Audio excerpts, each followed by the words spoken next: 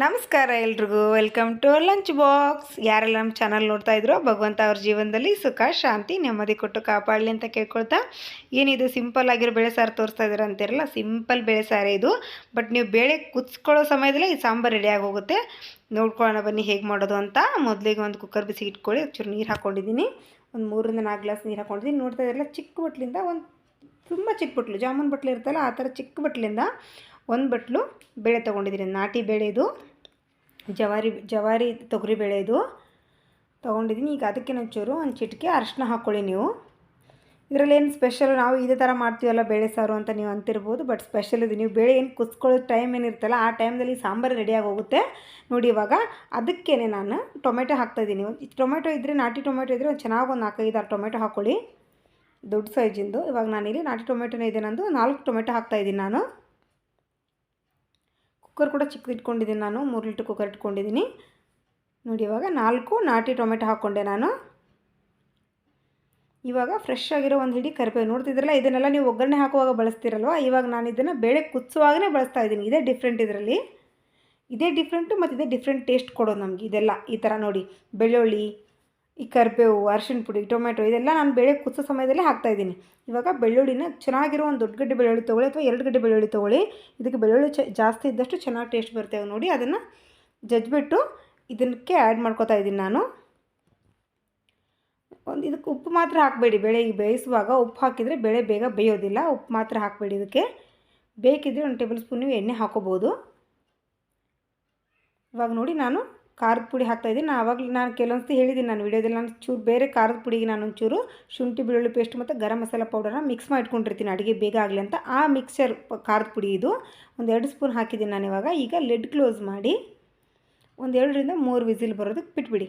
ಬೇಳೆ ಚೆನ್ನಾಗಿ ತುಂಬ ಮೆತ್ತಗೆ ಚೆನ್ನಾಗಿ ಬೆಂದಿರುತ್ತೆ ಅದು ಬೇಳೆ ನೋಡಿ. ಒಂದು 2 ವಿಸಿಲ್ ಬರ್ತಾಯಿದೆ ಇವಾಗ. ಈಗ ಕುಕ್ಕರ್ ತಣ್ಣಗಾದ್ಮೇಲೆ ಬೇಳೆ ಚೆನ್ನಾಗಿ ಬೆಂದಿರುತ್ತಲ್ಲ, ಇವಾಗ ನೋಡಿ ಪೂರ್ತಿ ಮಸಾಲೆ ಹಿಡಿದು ಎಲ್ಲ ಅದರ ಸರಿಯಾಗಿ ಬೆಂದೋಗ್ಬಿಟ್ಟಿರ್ತೇವೆ. ನೋಡ್ತಾ ಇದ್ದಿರಲ್ಲ ನೋಡಿ, ಈ ಸಮಯದಲ್ಲಿ ನಿಮ್ಮದು ಬೇಳೆ ಬೆಂದೋಗ್ತಿತ್ತು, ಬಟ್ ಇಲ್ಲಿ ಸಾಂಬಾರು ರೆಡಿಯಾಗಿ ಹೋಗಿದೆ. ಇವಾಗ ನೋಡಿ, ಒಂದು ಕಡ್ಗುಲು ಅಥವಾ ಮಸಿ ಕೊಲೆ ಇರ್ತಲ್ಲ, ಅದರಿಂದ ಚೆನ್ನಾಗಿ ಬೇಳೆನ ಕಟ್ಕೊಳ್ಳಿ. ಇವಾಗ ನೋಡಿ, ಚೆನ್ನಾಗಿ ಮತ್ತಷ್ಟು ಚೆನ್ನಾಗಿ ಮಿಕ್ಸ್ ಆಗುತ್ತೆ ಅದು ಬೇಳೆ ಎಲ್ಲ ಸ್ಮ್ಯಾಶ್ ಆಗಿ.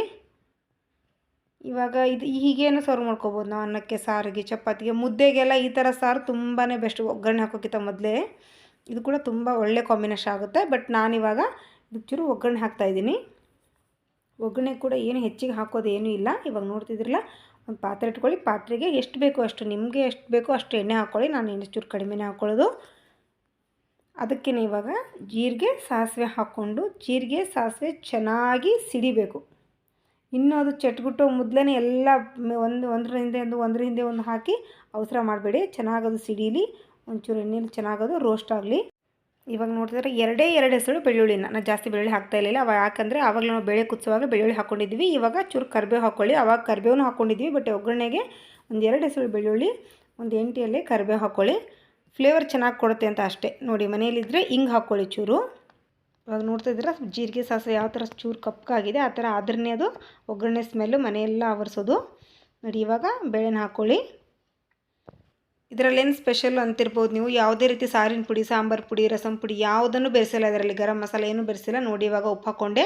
ಇದರ ಸ್ಪೆಷಲ್ ಏನು ಅಂತ ಕೇಳೋಬೋದು. ನಾನು ಯಾವ ಥರ ಮಾಡಿದ್ದೀನಿ ಆ ಥರ ನೀವು ಒಂದು ಸತಿ ಮಾಡಿ ಟ್ರೈ ಮಾಡಿದ್ಮೇಲೆ ನೀವೇ ಹೇಳ್ತೀರ ಅದು ಸ್ಪೆಷಲ್ ಹೌದು ಅಲ್ವೋ ಅಂತ ನೋಡಿ. ಇವಾಗ ಮೇನಾಗಿ ನಮಗೆ ಗ್ಯಾಸ್ ಉಳಿತಾಯ ಆಗುತ್ತೆ, ಸಮಯ ಉಳಿತಾಯ ಆಗುತ್ತೆ. ಬೇಳೆ ಬೇಯೋ ಸಮಯದಲ್ಲೇ ಸಾಂಬಾರು ರೆಡಿಯಾಗಿ ಹೋಗುತ್ತೆ. ಇವಾಗ ನೋಡಿ, ಸಾಂಬಾರು ಆಲ್ಮೋಸ್ಟ್ ರೆಡಿ ಆಯಿತು. ಇನ್ನೇನಿಲ್ಲ, ಕೊನೆಗೆ ಕೊತ್ತಂಬರಿ ಬಳಸಿ. ಮೊದಲೆಲ್ಲ ಬೇಳೆ ಕುತ್ಕೊಂಡು ಆಮೇಲೆ ಅದಕ್ಕೆ ಒಗ್ಗರಣೆ ರೆಡಿ ಮಾಡಿಕೊಂಡು, ಒಗ್ಗರಣೆ ಆದಮೇಲೆ ಮತ್ತೆ ಅದಕ್ಕೆ ಕುದಿಯೋಕೆ ಇಡೋದಕ್ಕೆಲ್ಲ ಎಷ್ಟೆಲ್ಲ ನಮ್ಗೆ ಟೈಮ್ ಹಿಡಿಯುತ್ತೆ, ಮತ್ತು ಗ್ಯಾಸ್ ಎಲ್ಲ ಎಷ್ಟು ವೇಸ್ಟ್ ಆಗುತ್ತಲ್ಲ. ಬೇಳೆ ಕುದಿಸೋ ಸಮಯದಲ್ಲೇ ಸಾಂಬಾರು ರೆಡಿಯಾಗಿ ಹೋದರೆ ಒಳ್ಳೇದೇ ಅಲ್ವಾ ನೋಡಿ. ಇವಾಗ ಸಾರು ಒಂದು ದೊಡ್ಡ ಗುಳ್ಳೆ ಬಂದು ಚೆನ್ನಾಗಿ ಕುದೀತಾ ಇದೆ ಇವಾಗ ಸಾಂಬಾರು. ಮೊದಲೇ ಎಲ್ಲ ನಾವೆಲ್ಲ ಹಾಕಿ ಕುದಿಸಿರೋದ್ರಿಂದ ಜಾಸ್ತಿ ಹೊತ್ತು ಕುದಿಯೋ ಅವಶ್ಯಕತೆ ಇಲ್ಲ. ನಮ್ಗೆ ಸುತ್ತಕ್ಕೂ ಎಲ್ಲ ಒಂಚೂರು ಎಣ್ಣೆ ತೇಲ್ ಬಂದಂಗೆ ಅನಿಸುತ್ತೆ, ಅದು ಗೊತ್ತಾಗ್ಬಿಡುತ್ತೆ ನಮಗೆ ಸಾಂಬಾರು ರೆಡಿಯಾಗಿದೆ. ಇದು ಅದಕ್ಕೆ ಚೆನ್ನಾಗಿರುತ್ತೆ, ಇದಕ್ಕೆ ಚೆನ್ನಾಗಿರುತ್ತೆ, ಎಲ್ಲದಕ್ಕೂ ಸೂಟ್ ಆಗುತ್ತೆ ಅಂತ ಹೇಳೋ ಬದಲು ಒಂದು ಸತಿ ಮಾಡ್ಕೊಂಡು ನೋಡಿ, ನಿಮಗೆ ಗೊತ್ತಾಗುತ್ತೆ ಇದು ಯಾವುದ್ಯಾವುದಕ್ಕೆಲ್ಲ ಸೂಟ್ ಆಗುತ್ತೆ. ಇವನ್ ದೋಸೆ ಇಡ್ಲಿಗೂ ಕೂಡ ಅದ್ಭುತವಾಗಿ ಬಂದಿರುತ್ತೆ ಇದು.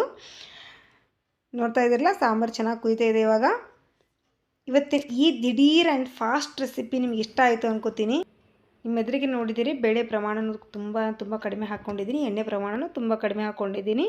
ಇದು ಸೇಮ್ ನಮಗೆ ನಾನ್ ವೆಜ್ ಸಾಂಬಾರು ಮಾಡಿದ್ರೆ ಯಾವ ಟೇಸ್ಟ್ ಬರುತ್ತಲ್ಲ ಆ ಟೇಸ್ಟ್ ಬರುತ್ತೆ. ಇದನ್ನೇನಾದರೂ ಒಂದು ಸತಿ ಮಾಡಿದ್ರೆ ಡೈಲಿ ಇದನ್ನೇ ಮಾಡಬೇಕಾಗುತ್ತೆ ನೀವು, ಅಷ್ಟು ಚೆನ್ನಾಗಿರುತ್ತೆ. ಇವತ್ತಿನ ರೆಸಿಪಿ ನಿಮ್ಗೆ ಇಷ್ಟ ಆಯಿತು ಅನ್ಕೋತೀನಿ.